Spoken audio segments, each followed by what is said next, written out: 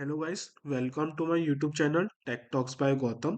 ये मेरी यूट्यूब पे पहली वीडियो है और इस वीडियो में मैं आपको बताऊंगा कि जावा क्या है। इस प्लेलिस्ट में हम जावा के बारे में ए टू जेड सब कुछ सीखेंगे। जो भी जावा में मुझे आता है वो मैं आपको बिल्कुल बताऊंगा। और आपको एक लैपटॉप और एक नेटवर्क कनेक्शन की नीड है ताकि जो भी मैं आपको सिखाऊं वो आप खुद से भी ट्राई कर पाए। क्योंकि प्रोग्रामिंग लैंग्वेज में जितना आप खुद से ट्राई करोगे उतना ज़्यादा आपको आएगा और आपके लॉजिकल बिल्डिंग भी स्ट्रोंग होगी उससे। ठीक है, तो इसी के साथ हम वीडियो स्टार्ट करते हैं। आज की वीडियो का एजेंडा है कि ओवरव्यू ऑफ जावा क्या है, जावा की फीचर्स क्या क्या हैं, जेवीएम क्या है, जेआरई क्या है, जेडीके क्या है, ऊप्स कॉन्सेप्ट क्या है जावा में, ये सब कुछ आज मैं इस वीडियो में आपको बताने वाला हूँ। तो जावा का इन्वेंशन हुआ था 1991 में। सन माइक्रो सिस्टम्स के तीन डेवलपर्स थे जिन्होंने जावा को इन्वेंट किया था।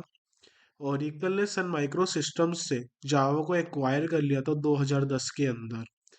जावा के ऐसे तो बहुत सारे वर्जन्स हैं, लेटेस्ट उसका 21 चल रहा है, पर इंडस्ट्री के हिसाब से वर्जन 8 जेडीके 8 जो होता है वो सबसे ज़्यादा स्टेबल वर्जन कहलाया है। 46% प्रोजेक्ट्स इंडस्ट्री में अभी भी ऐसे हैं जो जावा 8 का यूज़ करते हैं जबकि वो इतनी पुरानी हो चुकी है। जावा 11 और जावा 17 भी काफ़ी स्टेबल वर्जन है और मैं आपको इस प्लेलिस्ट में जावा 8 के ऊपर सब कुछ बताऊंगा। तो जावा के की फीचर्स क्या क्या हैं। जावा आपकी प्लेटफॉर्म इंडिपेंडेंट लैंग्वेज है। इसका मतलब क्या होता है कि जब भी आप अपना कोड एक बार चला कंपाइल कर लोगे तो कंपाइल के टाइम एक इंटरमीडिएट स्टेट होती है जिसके बाद वो आपका कोड बाइट कोड में कन्वर्ट हो जाता है और जिस भी मशीन में जेवीएम होगा वो उस बाइट कोड को आपकी मशीन लैंग्वेज में कन्वर्ट कर सकती है। इसका मतलब आप किसी भी एक मशीन लैंग्वेज में जावा का कोड को कंपाइल कर लो और जिस भी मशीन में जेवीएम है आप उस बाइट कोड को उस जावा मशीन में चला सकते हैं। उसके बाद से जेवीएम क्या होता है, जेवीएम का काम होता है कि जो भी जावा के कोड को चलाने के लिए नेसेसरी चीज़ें हैं वो सब आपको प्रोवाइड करती है। वो आपके बाइट कोड को मशीन लैंग्वेज में कन्वर्ट कर देती है और इससे मशीन हमारा कोड को समझ के उसे चला सकती है। अब जेडीके क्या होता है, जेडीके आपका जेआरई और जेवीएम का कॉम्बिनेशन होता है। अब जेवीएम जेआरई क्या होता है, जेआरई एक ऐसा सॉफ्टवेयर है जिसका यूज करके आप जावा के कोड को एग्जीक्यूट कर सकते हो और रन लिख भी सकते हो और एग्जीक्यूट भी कर सकते हो।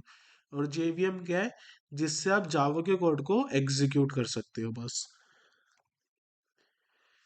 तो ऊप्स क्या होता है, जो भी हमारी लैंग्वेज ऊप्स को सपोर्ट करती है, यानी कि फुल फॉर्म क्या है ऊप्स की, ऑब्जेक्ट ओरिएंटेड प्रोग्रामिंग। तो जावा भी एक ऊप्स को सपोर्ट करने वाली लैंग्वेज है और जो भी ऊप्स सपोर्ट करती है लैंग्वेज उसके अंदर चार फीचर्स जरूर होते हैं। वो क्या क्या है, एब्स्ट्रैक्शन, एनकैप्सुलेशन, इनहेरिटेंस और पॉलीमॉर्फिज्म।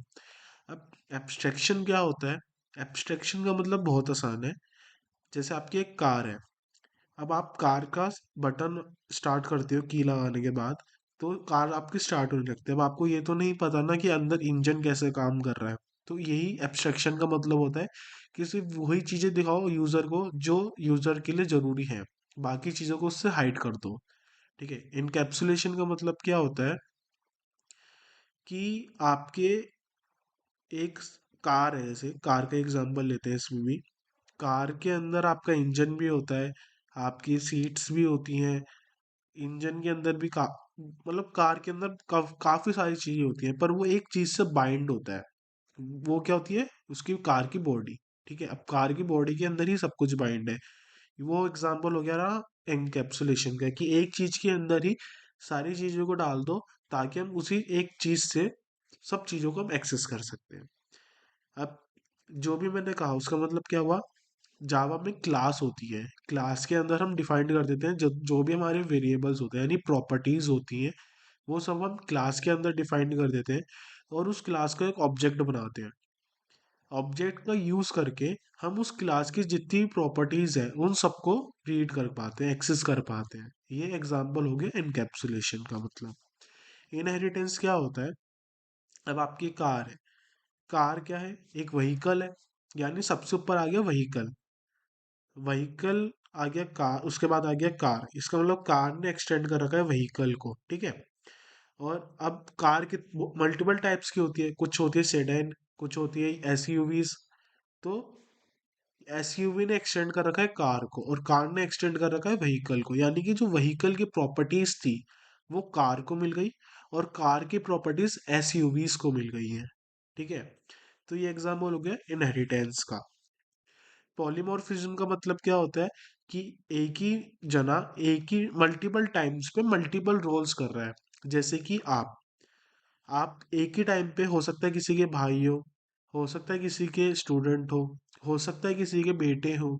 तो आप एक ही जने हो पर आप मल्टीपल रोल्स डिफाइन कर रहे हो अलग अलग कंडीशंस के हिसाब से, ठीक है। तो पॉलीमॉर्फिज्म का मतलब समझा दिया मैंने, इनहेरिटेंस का भी बता दिया, एब्स्ट्रैक्शन का और एनकैप्सुलेशंस का। आगे जाके हम इनको जावा के टर्म्स में और अच्छे से पढ़ेंगे। जावा हमें मल्टी थ्रेडिंग का भी सपोर्ट देती है। अब थ्रेड्स क्या होते हैं, सबसे पहला डाउट ये आएगा। तो जो भी हम एप्लीकेशन रन कर रहे हैं, एक एप्लीकेशन रन करते हैं तो वो एक प्रोसेस बन जाता है। अब प्रोसेस रन करने के लिए ना हमें एक थ्रेड चाहिए होता है, ठीक है।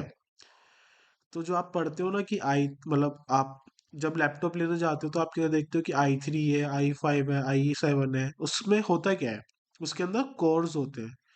कोर में क्या होता है, थ्रेड्स होते हैं। तो जितने ज़्यादा थ्रेड्स आपके सिस्टम में होंगे उतनी ज़्यादा मल्टी थ्रेडिंग मल्टीटास्किंग कर पाओगे बिना सिस्टम को हैंग करे। क्योंकि अगर आपके पास मल्टीपल थ्रेड्स हैं तो क्या है, आपकी मल्टीपल एप्लीकेशंस एक बारी में रन कर सकती है, मल्टीपल प्रोसेसेस चल सकते हैं एक बारी में। अगर आपके थ्रेड्स खत्म हो गए, आपकी सारी एप्लीकेशंस ने आपके सारे थ्रेड्स को एक्वायर कर रखा है, तो आप जो भी एप्लीकेशन या जो भी एक्शन नेक्स्ट परफॉर्म करोगे वो पेंडिंग स्टेट में चला जाएगा जब आपका सिस्टम हैंग होता है। तो इसलिए ही होता है क्योंकि कोई भी उसको थ्रेड नहीं मिल रहा होता उस टाइम। तो थ्रेड क्या हो गया, एक प्रोसेस को चलाने के लिए सबसे स्मॉलेस्ट यूनिट को थ्रेड बोलते हैं। अब मल्टी थ्रेडिंग का मतलब भी आप इसे से समझ गए होंगे, यानी कि एक ही प्रोसेस के अंदर एक से ज़्यादा थ्रेड्स अगर मैं चला दूं तो मल्टी थ्रेडिंग हो गई, सिंपल मतलब हुआ है इसका। अब हम ये जावा में कैसे करते हैं, कब करते हैं, वो सारी चीज़ें हम आगे सीखेंगे। ऑटोमेटिक गार्बेज कलेक्शन, ये भी एक जावा का बहुत इंपॉर्टेंट फीचर है। क्योंकि क्या होता है, हमारे पास काफ़ी टाइम ऐसे इश्यूज आते हैं कि हमारी मेमोरी ख़त्म हो गई है या फिर स्पेस ही नहीं बचा आपके सिस्टम में। तो ये उस चीज़ में आपकी मदद करता है। जैसे ही आपका कोई भी वेरिएबल, यानी कि जो भी आप कुछ यूज़ कर रहे थे अब उसका यूज़ ख़त्म हो चुका है, तो जावा जेवीएम जो होता है वो खुद उसको हटा देता है, ठीक है।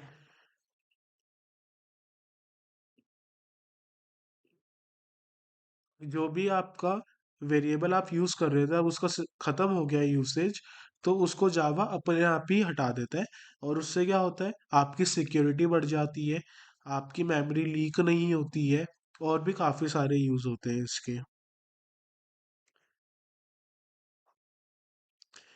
एंटरप्राइज लेवल सपोर्ट भी देता है आपको जावा। जावा के काफी सारे फ्रेमवर्क्स हैं, आपने काफी के नाम भी सुने होंगे, जैसे स्प्रिंग, स्प्रिंग बूट, हाइबरनेट। तो सारे एंटरप्राइज जावा के हैं जो जावा डबल ई कहलाता है, ठीक है। अब जावा डबल ई भी वेब डेवलपमेंट में भी काफ़ी काम आता है, ये हम इसको भी आगे जाके सीखेंगे। इसके सारे फ्रेमवर्क्स पे हम काम करेंगे, प्रोजेक्ट्स बनाएंगे।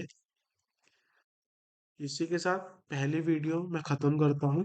जो ये वीडियो और इसके अलावा आगे जाके हम जो भी सीखेंगे, नोट्स होंगे उसके उसके जितने भी प्रोग्राम्स हम लिखेंगे वो सब मैं आपको डिस्क्रिप्शन में प्रोवाइड कर दूंगा, ताकि आप उसको पढ़ के आगे अपना काम कर सकें। इसके अलावा आपको कुछ भी क्वेरीज होती हैं तो आप कमेंट बॉक्स में लिख सकते हैं।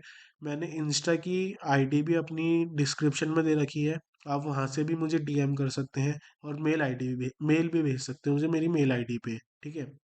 इसी के साथ हम नेक्स्ट वीडियो में अब ये सीखेंगे कि अपने सिस्टम में जेवीएम, जेडीके एंड आईडी ये सब चीज़ें कैसे डाउनलोड कर सकते हैं ताकि हम जावा पे आगे जाके काम कर सकें।